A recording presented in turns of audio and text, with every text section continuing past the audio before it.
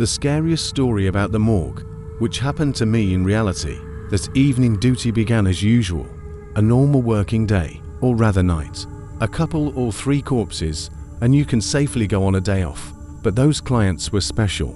They were brought in erect Uazik, usually in such coffins, transported decomposed to the state of jelly bodies of homeless people, or mummified, partially skeletonized remains of poor people who could not be found in time. The corpses were unloaded.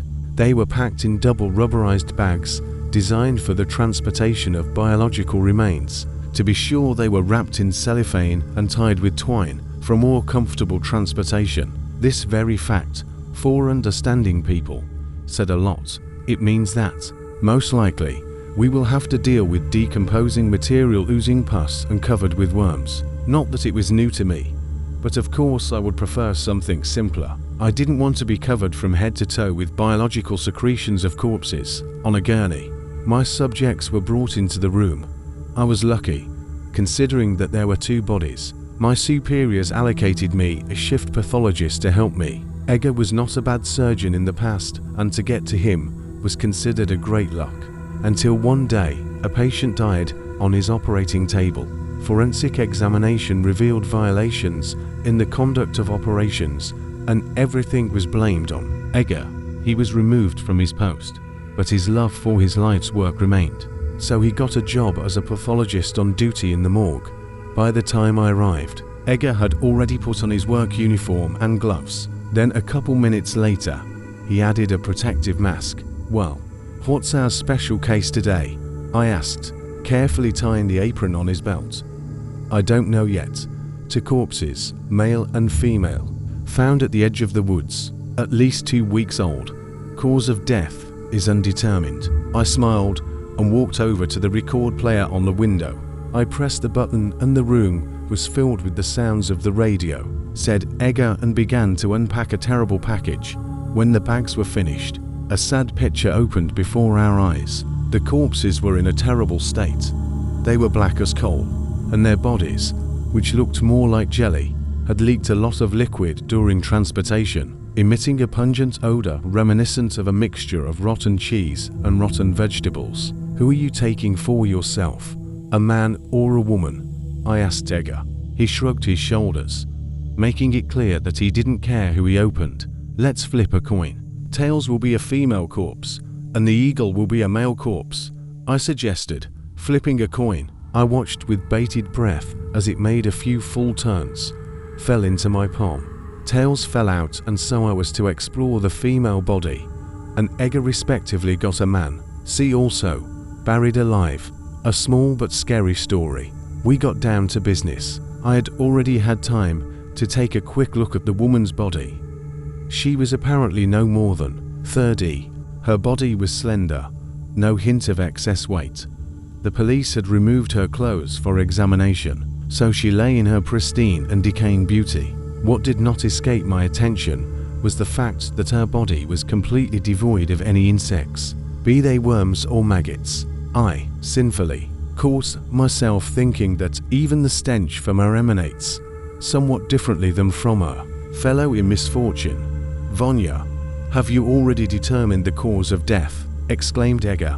I turned down the music and answered, "No, and I already have. The death of my ward is caused by rupture of the aorta and numerous injuries to the neck and chest. I'll do an autopsy, and I'll be able to tell you more. My partner told me, and he's missing a heart, as if it was ripped out of his chest. HMM. It's quite strange," quietly added Egger. I, with redoubled zeal, went to work. I made an incision and pulled the chest apart on both sides, and then I saw that there was a sharp object sticking out of her heart, like an arrowhead. I took the tongs and pulled it out, and it was the sharp part of a spear, and it was made of some kind of wood unknown to me, strong and incredibly hard. Looking closely, I recognized some tiny writing on its surface, very similar to Latin. "I've done it, Egger.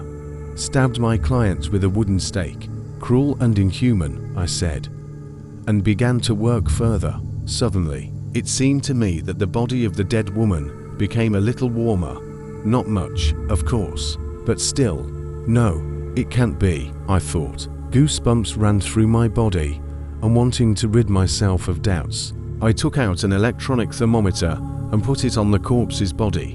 When I waited for the right amount of time and looked at the readings, I almost fainted. Her body temperature was 33 degrees. I knew that there was a powerful air conditioner in the prosector's room, so the sectional room was no more than 20 degrees, which meant that its temperature was an order of magnitude higher than the ambient.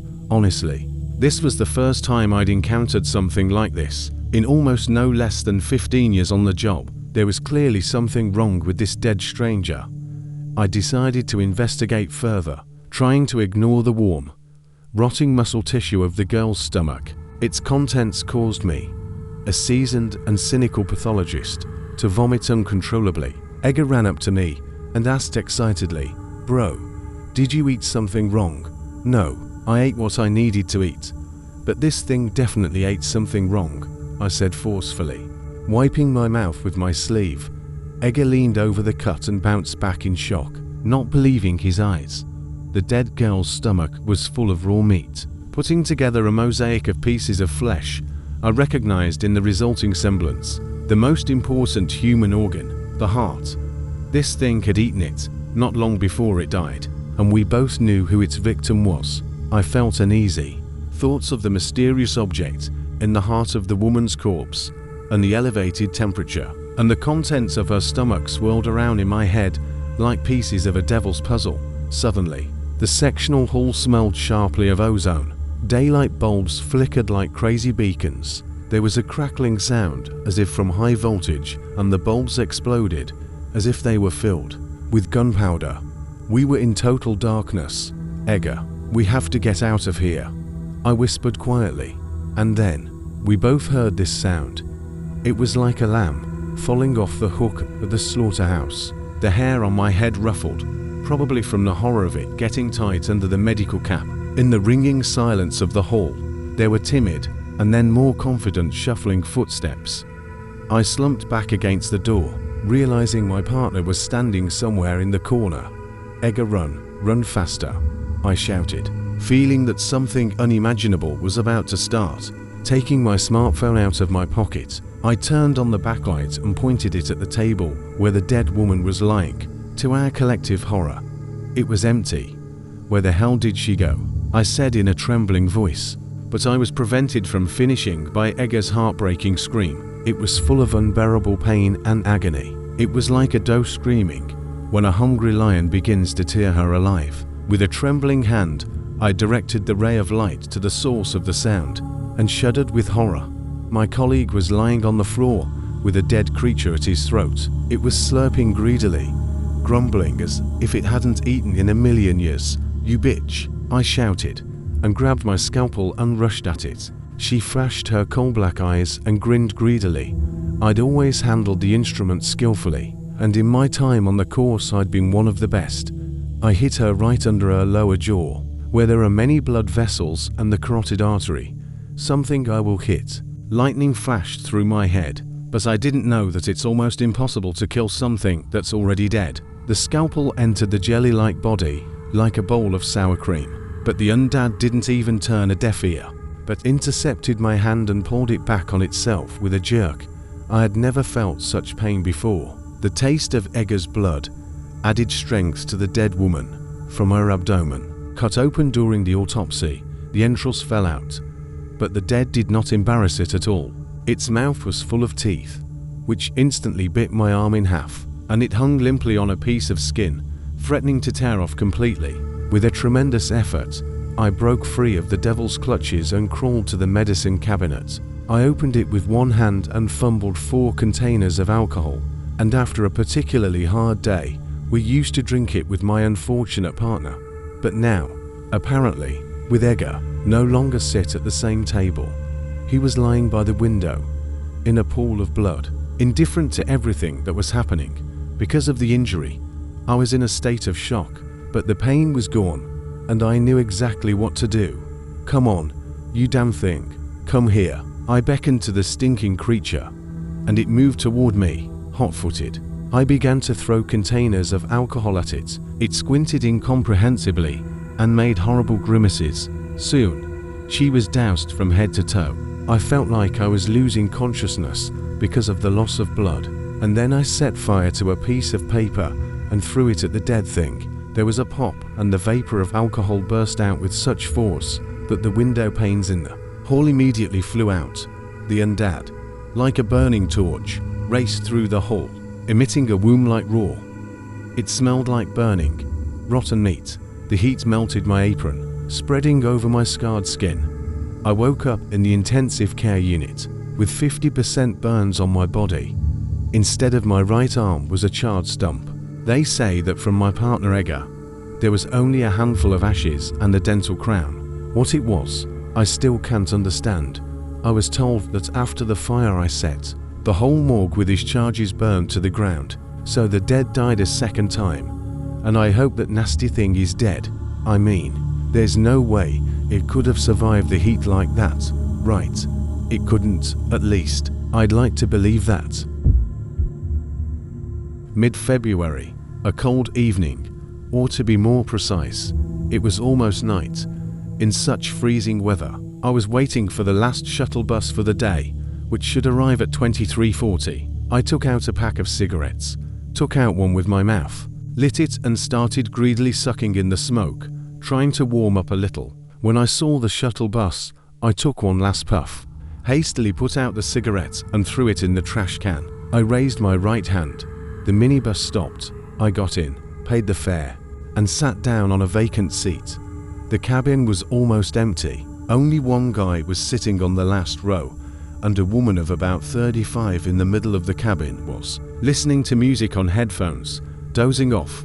I also took out my headphones, plugged them into my phone and decided to doze off, as I had at least 40 minutes to go, and 20 minutes to walk. I was awakened by a sudden jolt.